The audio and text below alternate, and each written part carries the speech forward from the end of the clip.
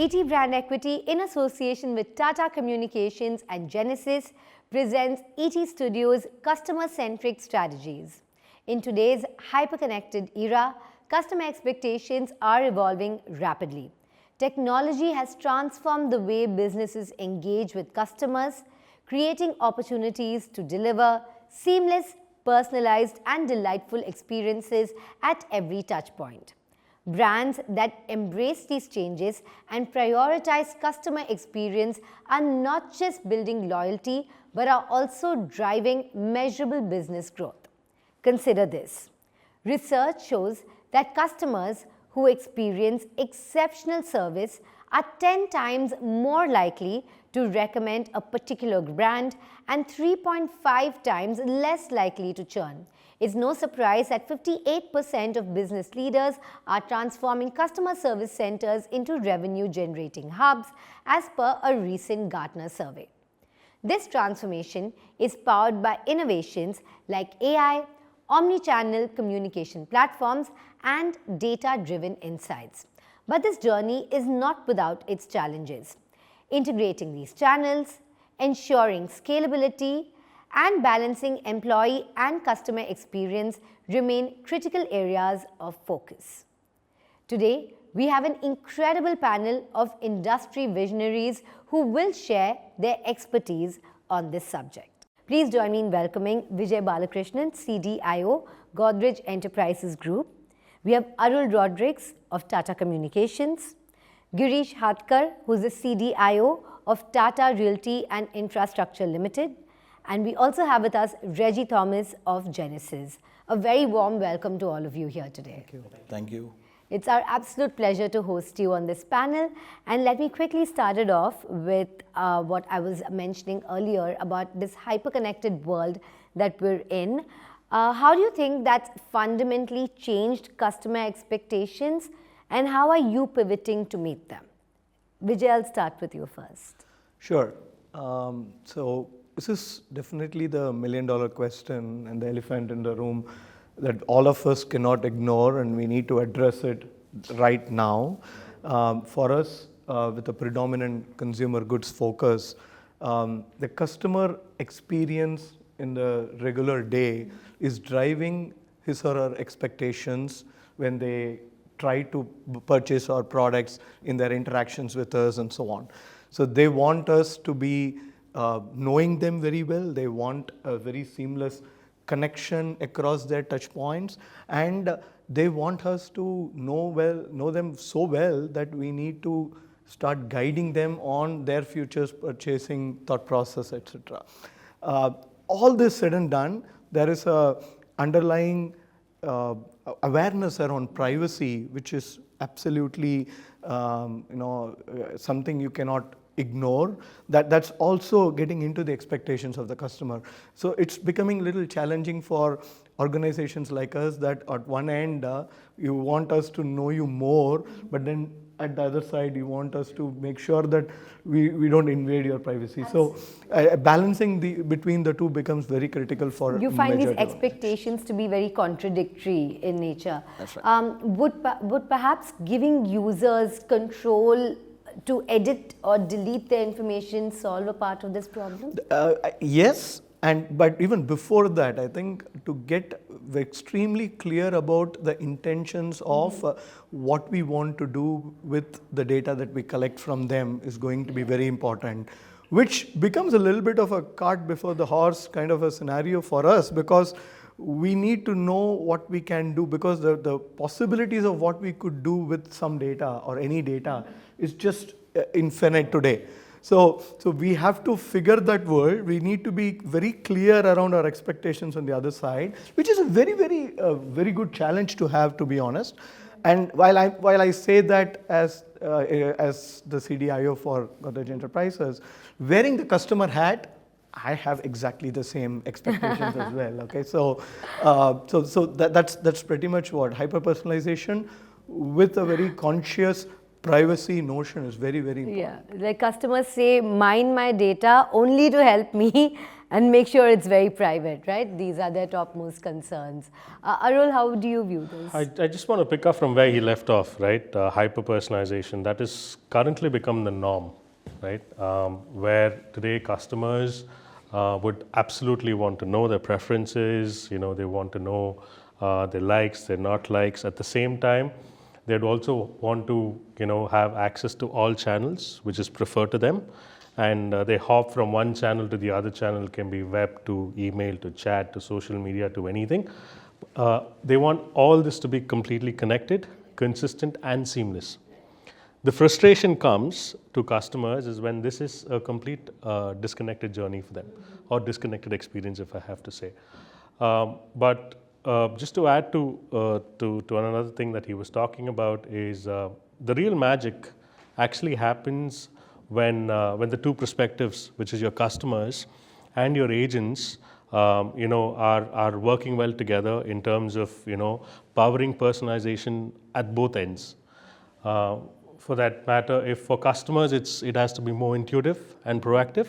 For agents, it's about insights and dashboards and call summarization and analytics and everything. I think that will sum up a complete hyper personalization from both ends in terms of customers and agents as well. Well, you're absolutely right in saying customers want experiences to be intuitive.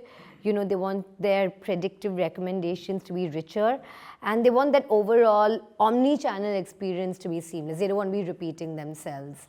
Definitely. Girish, to go ahead. Yeah, so I will speak from the real estate perspective. We are a real estate organization. So predominantly what has happened is previously whenever you sold a real estate property, location was the name of the game. Today it's not. Customer psychographics is now playing a huge role. Now people want homes with fabulous amenities. They want green spaces around. They are tracking who is a more sustainable organization. They are also tracking how is the organization doing in their CSR activities. Now this has prompted us to have good social listening skills and also have a comprehensive customer feedback coming in. So we identified 17 touch points across the entire journey, and we are getting data from there. So I think this is one fundamental shift that has happened. The second thing that happened is a perfect marker for real estate sales was site visit. अगर site visit होगा नहीं, तुम्हारा sale होगा नहीं. That was the adage. Now that has become old. Now we are selling virtually. You have virtual reality videos, VR videos coming in, VR walkthroughs coming in, and people are buying online today. So that's what is happening. To tell you a fact, during COVID, we did 1,500 plus virtual possessions, where people took possession of their property virtually. So we created videos of their entire flat, showed it to them, and people said, okay, that's okay. Click on the CRM platform, they had taken possession. So I think this is what we are witnessing. I mean, the consumer is also equally keen to use the platform. But now the main fundamental shift that has happened is the customer expectation paradigm has changed. And what people are expecting. So I am no longer compared to, or my service levels are no longer compared to service levels of a real estate organization. It's getting compared to the best in the world. And now I have a Tata name. So people expect, okay, I will get an experience that I get in Taj. So I think that's a huge expectation gap, and we are working towards how tech can help us, and we're trying to fulfill that gap. Well, I think it also speaks loads about the sort of loyalty and trust people have in your brand, that they were able to take possession of this virtually, And taking a very different dimension, looking at it from so we are a consumer goods organization, we are also a real estate organization, we are also an industrial projects organization. So in the IP side of what we do, in fact, the traditional organizations which are B2B customers of ours would want to come visit our factory, our capability, the scale with which we manage before they even give us a proposal. We have actually one of our factories where we have at Dahej, where we have created a virtual tour of the entire factory, and the customers are taking the virtual tour to even shortlist and decide to come and then visit the factory later, or to give us proposals and so on. So the I think post-COVID, many of at least a huge chunk of the decision making has gone virtual, which if we don't have, let's say in the metaverse universe, if we don't have a play or let's say a footprint today, you're missing out on something. Absolutely. It's more convenient for the end user and the brand can leverage it as well, as we're seeing in both these cases. Thank you for that example as well, Vijay. And now coming to you, Regi, you heard them. What do you have to say and what is Genesys' perspective on this? Well, hyper-personalization is something which is very key today. Customer buying psychology, customer buying sentiment has drastically changed. Whether it is quick commerce or whether it is an e-commerce, committing to deliver within a day, within 10 minutes. So there is huge pressure from brands to give or maybe to fulfill that expectation. And like Girish just mentioned, while you are serving customers across different channels, you have to be available for them even when they have a problem. Right, you give them assurance to deliver within 10 minutes at the middle of the night, and at some point if there is a challenge, if I reach out through voice or channel or through a WhatsApp or some other non-voice channel, are the agents available? Do you have an automation in place to fulfill that response, to cater to that service, right? That is very key. Genesys looks at such opportunities where they can look at these gaps or maybe look at these small pockets where they can service their customer and just keep them at par so that the customer experience is in line. All right, so filling in those very important gaps. Yeah, just to add to that, I think, since you brought in automation as a topic, I think just want to fill in here and say that AI has become a great enabler today for both customers as well as for brands and as well as for end users. Because like you very rightly said that, if we have to reach out to them during the problem areas as well.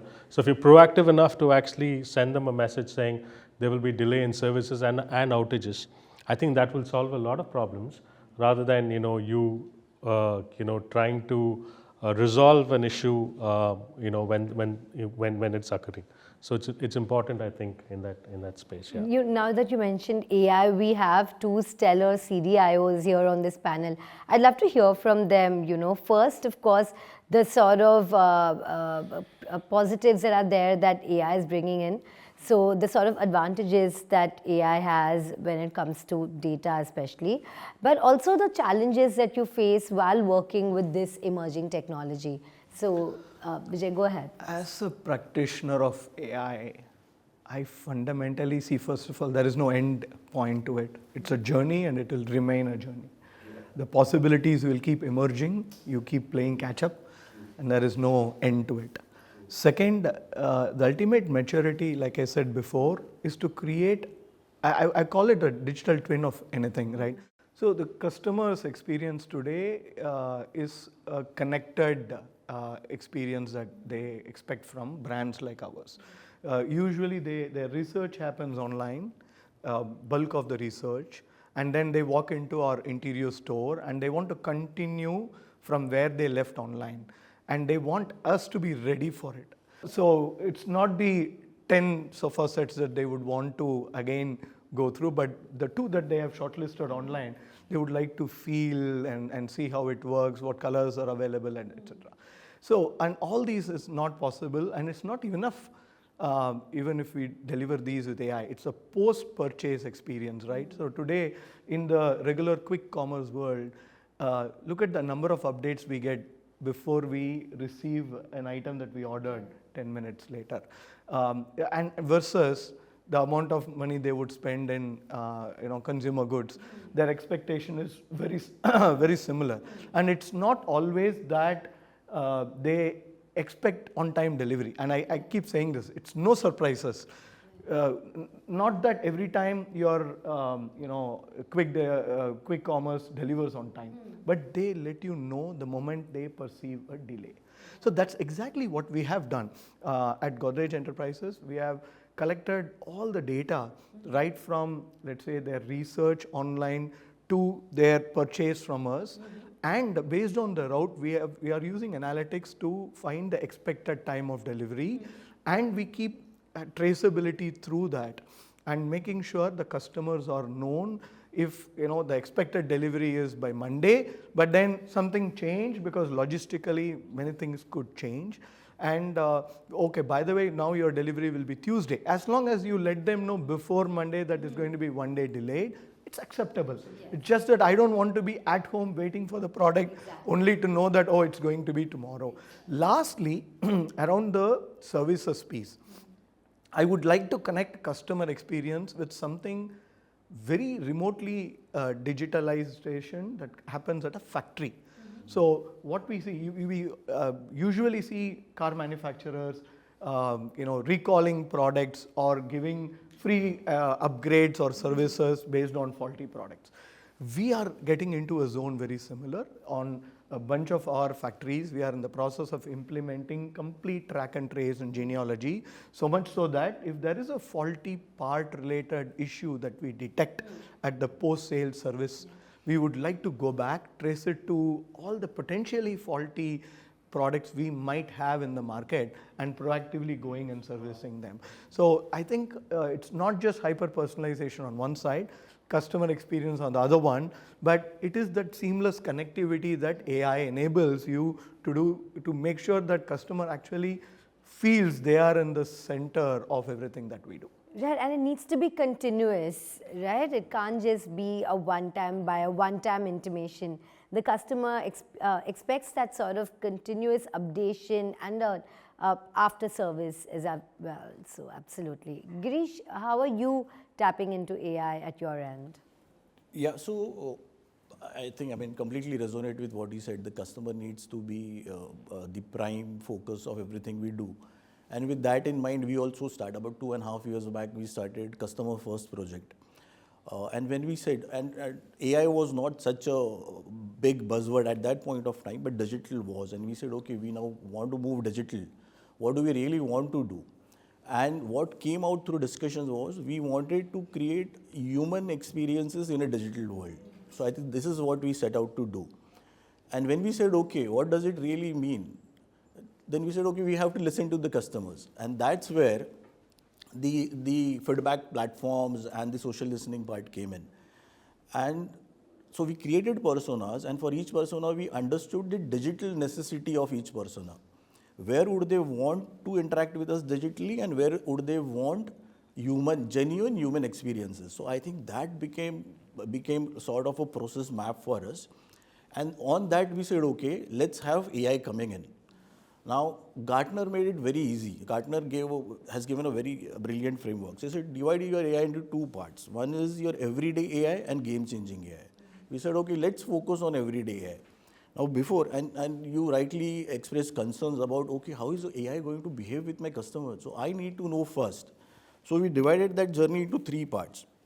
We said, first, it's going to be assistive AI, wherein my team starts using that AI, trains that AI so that it is completely ready to face the customer, and then we take it to the self-service level where the customer starts using it.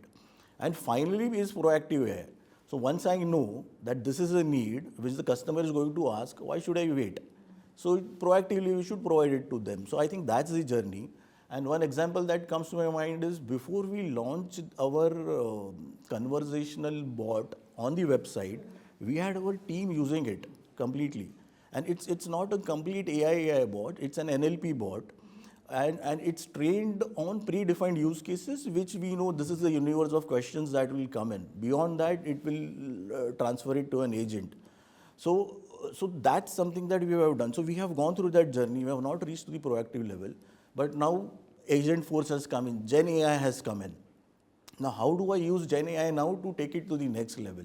So I think that's the journey we have taken, and we are going step by step. We don't want to falter in front of everybody. Test it out first and then take it to the customer. Absolutely. Smaller pilots and then roll them out. That's the way to go. Into the topic of AI delivering customer experience, right? I just want to add this thing. Yes. The obvious thing is, look at customer touch points, make sure they are digitized. We are analyzing them, and there is AI, and I love the differentiation between everyday AI versus AI which is game changers. But if you really look at it, like I gave another example of AI in the factories delivering customer experience. We talked about expected time of delivery, that is AI in supply chain delivering customer experience. What we have not yet talked about, and which is something we are bullish on, is AI in the products, because the customers eventually live with our products. There is AI in the products that is also delivering customer experience. All our products, if you look at our furnitures, our appliances, our locks, our safes, they are getting smarter. They are all connected. And we are using state-of-the-art firmware, we are using state-of-the-art connectivity software to make sure not only that the customer is able to control the product with their mobile phones, but also we get continuous monitoring on the health of the product. So we give proactive service to the customer to say, hey, by the way, it looks like your compressor is going to go out of life in a couple of months. Why don't we start discussing about what is your replacement strategy? So we are able to do condition-based maintenance at a component level on our products, just because we started investing in making our products connected and smart. Oh, fabulous. All right. I'm sure that already existed earlier, the service part. But, I think with AI, it just becomes something that's more data rich at the end of the day. So to add to that, yes, go ahead. I think we're in a very exciting space, at least within Tata Communications today, where we have this called as a customer interaction suite, right? To simplify it, what is it that we do is we enable enterprises to communicate with their customers. Okay, Tata Com is always known for its CCaaS play. We recently acquired Kalera, which is a CPaaS. So we're bringing in CPaaS and CCaaS together, which puts us in a very unique solution stack where the entire underlying connectivity is with us. We're talking about complete channels of communication is there. You're talking about CRM connectors and integrations where data resides in silos. You're talking about your entire ecosystem. How do you want to bring the whole thing together? Then we're talking about multiple use cases and platforms that we put on top of that. While we're doing all this, interesting space again, since we're talking AI, I think we've invested recently in AI Cloud, which is along with NVIDIA today. And we also have a Kalera AI Cloud, which talks about Gen AI. You spoke about Gen AI in terms of conversational bots. How do I proactively help my customers? And everything it's a complete stack that is available as a CIS product portfolio that we're offering today. Yeah. So just to add, since you mentioned, we are a Kalera customer, and we are doing our customer welcome calls, which were originally telecalls. We are now doing video calls. And through telecalls, see, it's only your sound. But through video, you can actually demonstrate the welcome. That's created such a huge difference. And the customers are also so enthused. They see the entire ecosystem working for them. And I can vouch for that platform. Working really well. Yeah, and innovation really shows that the brand's making an effort to offer you something new. So I think, customers now expect that sort of continuous innovation. Because anything that is the same for a couple of years, you think the brand is inept or lazy at best. Yeah. Regi, go ahead. What are the sort of innovations that you are doing on the AI side? Yeah, absolutely. So I would like to take this answer in two parts. One is at a product level. So Genesys is investing heavily on AI and ML algorithms. So AI infused chatbots, virtual assistants, which would take the first level of FAQs, all the service level issues, all the basic level servicing which a human-like intervention is required, all that would be managed on the AI level bots. Only the complex one can be passed to a human agent, whether it's on voice, email, chat or social media. Second is sentiment analysis. Genesys, using its AI capabilities, does real-time sentiment analysis on the call. So imagine an agent and customer is on a call, and if the customer is really irate, he'll pick some words which will showcase that, right? So the sentiment engine in Genesys picks those words, keywords, using voice, using words, and understand the customer is really irate or not happy. Now the agent on this side of the console really understands, okay, this is the graph that I'm getting, right? So they can modulate the conversation, they can pick and choose their words carefully just to have a better emotional connect. Genesys predictive routing focuses more on ML algorithms, which ensures that the right agent with the right skill comes on the conversation. So if Girish has come on a call, he has already raised a flag so many issues, and now he really wants somebody to come on the call and really solve his issue. The ML algorithm will ensure that history of Girish's interaction, right, whatever has been his call, and this basis his history, this agent is the ideal fit which will come and answer the call. So ML will ensure that Regi as an agent will come on the call and ensure that the closure is done. So these are at the product level which we are doing. Again, emphasis is more on workforce optimization, real-time analysis. All these are part of the AI modules that we have. The second part of the answer is the AI coming in picture to empower agents for better productivity and efficiency. So another leg is, now that the interaction is between an agent and a customer, auto summarization happens after the call. The agent doesn't have to go back and write, okay, this is what happened. They don't have to do the entire script. Basis the conversation, the auto summarization happens. Secondly, it also, all the agent have to just review it and just submit it. Secondly, it also does knowledge-based integration, which means that if, let's say, Arul is talking about a very difficult topics like termination, validity, and terms and conditions, okay, for a specific niche product, agent may not be having it handy. Basis the keywords, Genesys does a data dip in the knowledge manager, picks out the right language for the agent. All the agent have to just do it is just read that out and just satisfy or give that better experience. So these are some key things that we are doing on the platform just to ensure that there is a top-notch customer experience that we are giving, right? So I can vouch for that because we're platinum partners for Genesys. I think we've done some marquee, deployments and delivery, and we have very happy customers.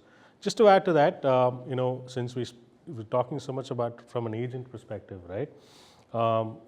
Gartner says that on an average, an agent toggles between 5 to 6 screens, which amounts to about close to more than 5 billion of money which is wasted year on year. Okay, 5 billion that's been wasted because the amount that they're actually spending on multiple screens. So we picked up Q from there, and we've developed a new product which is called as InstaCCTX, which is a complete AI-enabled agent desktop tool, where with our complete interaction fabric that we have, we put the entire interactions within that, infuse it with AI, with your next action that you're talking about, your agent assist tools, make it bring in gamifications into that, bring in customized widgets into that. So it becomes one single tool which is completely platform agnostic for the customer. So, and it also enables customers who are stuck in a legacy environment, in an on-prem environment, and they want to move to a cloud like a Genesys cloud, right? It makes it extremely easy for them because it's going to be one single screen for them, and the migration journey becomes absolutely seamless.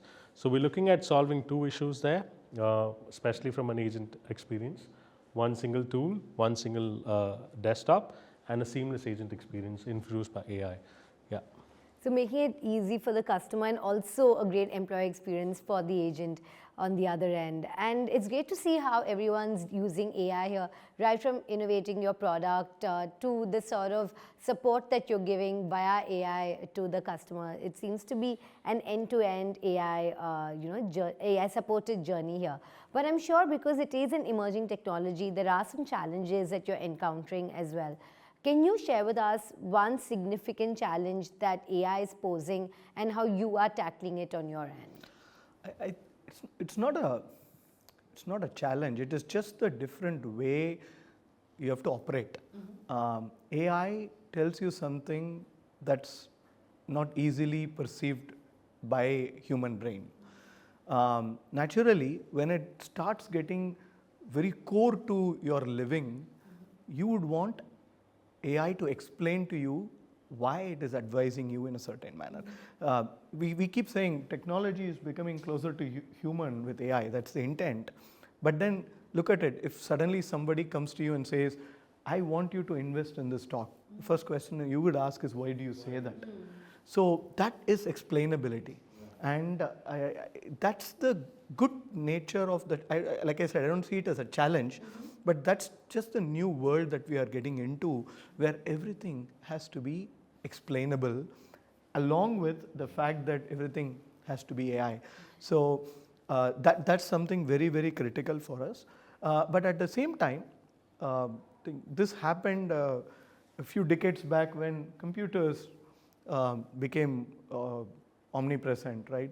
So the workforce training around, in fact, the world getting trained on how to use computers became inevitable. That's what is happening to AI today.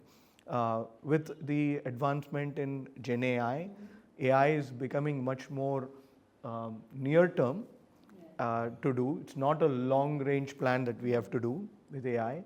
At the same time, it's much more accessible, so much so that the consumers of AI should also understand the concept of it and should be understanding to use explainabilities around it. So that's what we are seeing, and what we have started doing 3 years back at Godrej Enterprises is we have every year we run a program called DigiNext. We make sure that nominated, handpicked 30-35 folks every year go through advanced learning and have a project to work on. They are chosen from different functions, different BUs, to make sure that we are creating a little bit of a Trojan horse kind of a scenario where they understand the technological advancement, practice it in a lab, and then go back and take it to their respective roles. We just concluded the 3rd successful season of DigiNext, that employee training becomes another critical, again, challenge and an opportunity, because it also improves employee engagement in the longer run. It's interesting how you view these challenges as not a challenge, but just a mountain to scale. It's great to see how you're going around it. Arul, go ahead. I'll just pick it up from where he left off. I think it's very, very important that you ask the question why.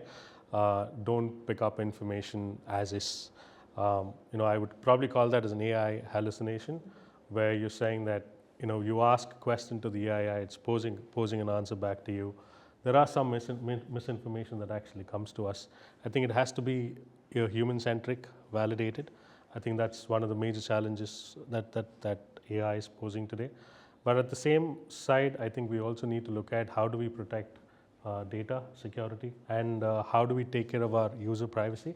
All right, I think that concludes this discussion. Thank you so much for sharing your journey and the sort of innovations that you're doing, the challenges that you're facing, and also how you're overcoming them.